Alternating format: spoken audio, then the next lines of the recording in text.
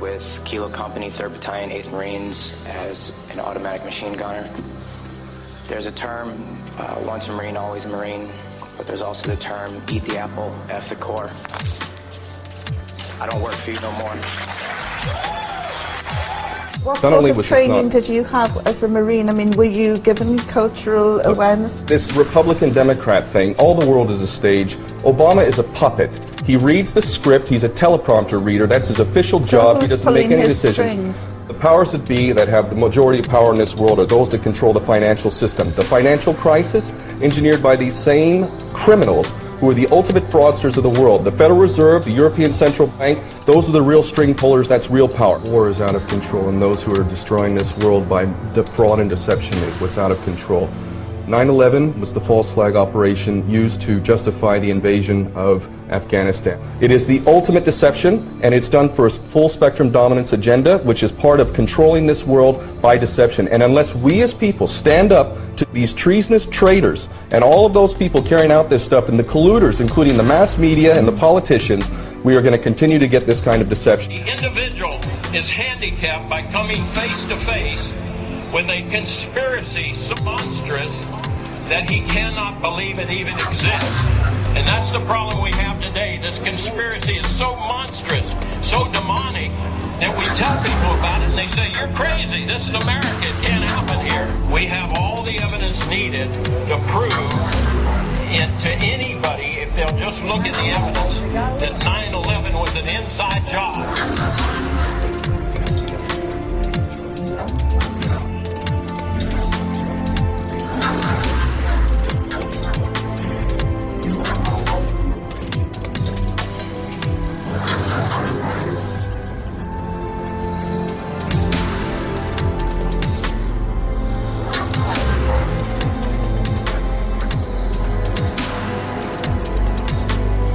I wanted to fight in the war.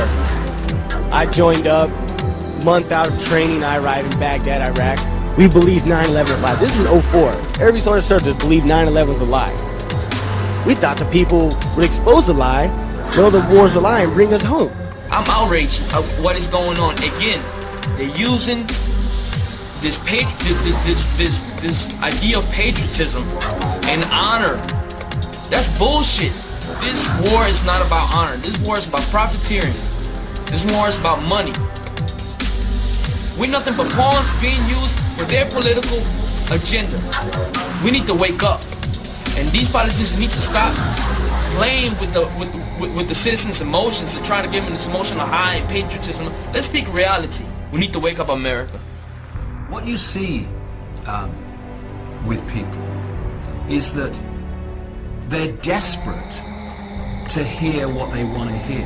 For people to say, oh no, these conspiracy theorists, they're all crazy, they're all paranoid, it's not really going on, it's ridiculous, and this is done to protect you. This is done for you, we're the government. This is why we're doing it. Watch the telly, there's a game on in a minute, and you'll be fine. And we're just going to build another concentration camp, okay? See you later. Take you to the FEMA camps being built by Halliburton right now to house 50 million Americans. They're building enough concentration camps in America. If we don't act now, we're going to lose all our rights. I served my country, I got an honorable discharge from the Army, and I swore an oath to protect the country from all foreign and domestic. These people that are operating in our government right now are criminals. Whatever you hear on TV isn't what the reality is. You are losing your rights as we speak. At H.R. 2749, which is the Food Safety Act, and this affects the entire country, they can stop all forms of transportation in and out of the state. They can destroy vehicles. They can declare martial law. And they can shut restaurants down. They can shut down supermarkets. And that's why they put all these hot button issues out there to distract people, so they argue amongst themselves, like race and abortion and terrorism and healthcare and God only knows what else. They got you all distracted, arguing amongst each other while they're all fucking robbing us. People don't know. I talked to people today, they didn't even know what martial law was. They're like, what's that?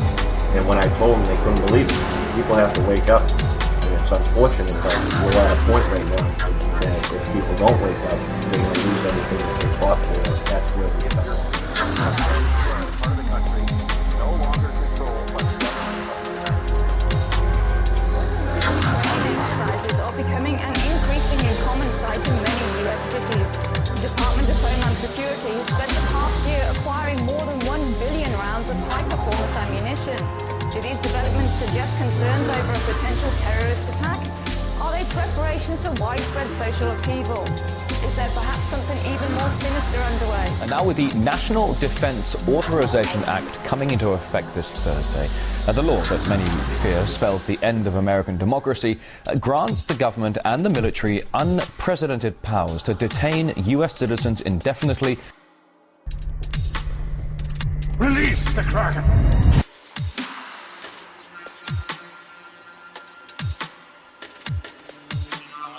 Effort to hold those accountable who conduct acts of terror, and those members of Al-Qaeda and other terrorist organizations literally can run, but they can't hide.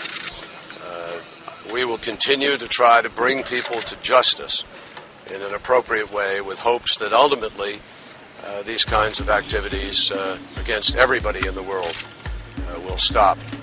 But we all are very, very grateful to those in the armed forces of the United States who conducted these operations. We thank them.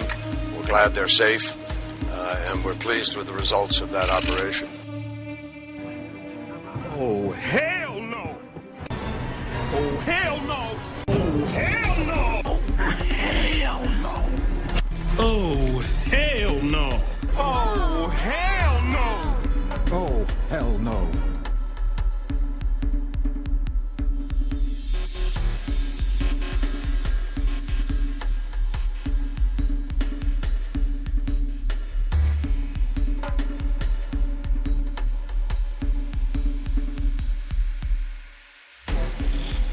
Are you communicating with individuals in the United States and encouraging them to participate in attacks of this sort? Of course I am. You know, I am participating in communication with people all around the world. As you know, the internet makes the world a very small place. You know, we have a lot of support, in fact, post-Wotton Bassett, from people as far afield as Indonesia, from Mr. India. Chowdhury, based upon your answer, I believe, and I'm sure many prosecutors will listen to your answer, you have violated U.S. law. You deserve to be arrested, prosecuted, jailed for the rest of your life. That is what you, sir, deserve. You're a violent and heinous terrorist. I will say to you, well, you can use as much pejorative. Aims of the White House Rural Development Plan sound eerily similar to a UN plan called Agenda 21, where a central planning agency would be responsible for oversight into all areas of our lives, a one world order. Sound familiar?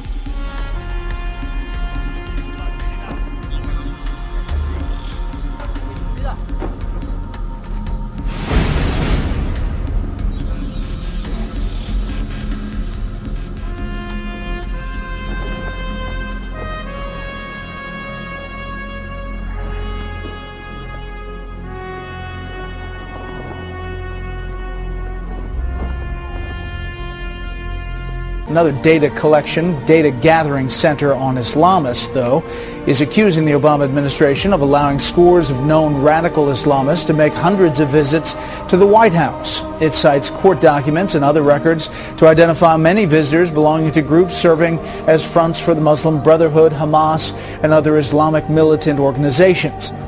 Do you know how many of the members of your Countering Violent Extremism are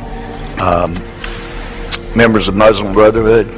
Let me ask you, Mohammed Biari was a member of the working group. You promoted him, and it said there, I've got articles here that say you swore him in as a member now of your,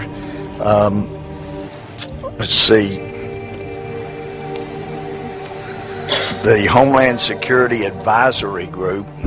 He's apparently been given a secret clearance. Let me make sure you leave here understanding. He was a featured speaker at the tribute to the great Islamic visionary Ayatollah Khomeini Questions now have been raised about Obama's CIA nominee by an ex-FBI agent who claims that the nominee for the CIA, John Brennan, is an Islamic convert with decades-old connections to the most anti-American variant of the religion. But Bachman back then accused Ahmadinejad of helping members of the Muslim Brotherhood infiltrate the U.S. government. Why John Brennan should not be CIA director? Of course, he's a secret Muslim. Mr. Brennan did convert to Islam when he served, and he has given them access to not only senior leaders inside the government, but has given them access to the National Security Council, the National Security Staff. He has brought known Hamas and Muslim Brotherhood operatives into those positions of government. But for more than 3 decades, I have also had the tremendous fortune to travel the world, and as part of that experience, to learn about the goodness and beauty of Islam.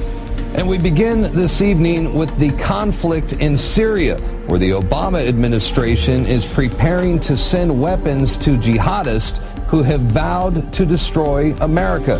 That's right. It looks like the White House is, well, they're getting ready to arm al-Qaeda terrorists in Syria. President Barack Obama has signaled that he will greenlight the transfer of lethal weapons to FSA, that's Free Syrian Army militants in Syria, within weeks, despite the fact that such groups are being led by al-Qaeda terrorists responsible for killing U.S. troops in Iraq who have vowed to destroy America. So forget all of those speeches that this president gave at AIPAC and, oh gosh, we're Israel's best friend, we're going to help them, because, oh no, we're going to give people who have the power to destroy Israel on the border with Israel military aid as they are planning. Many there make it clear they hate Israel, they hate us, and it's time that we do not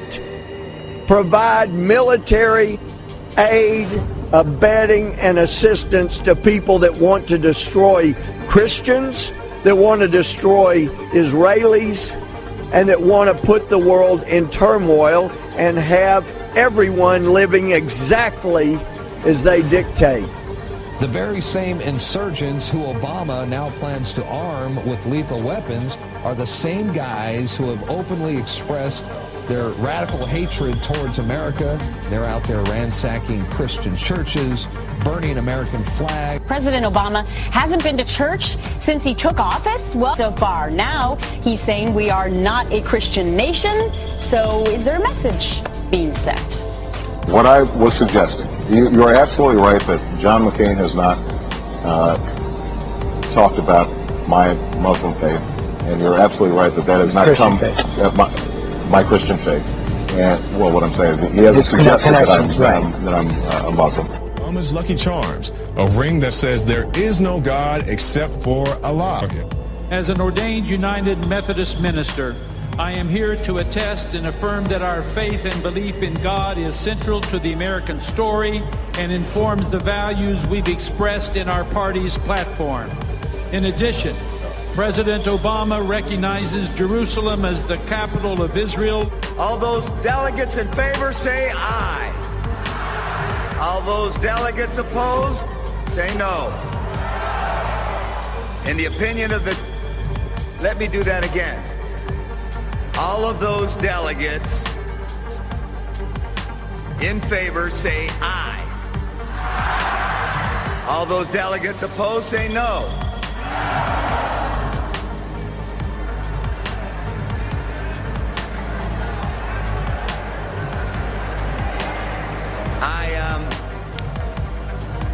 I guess.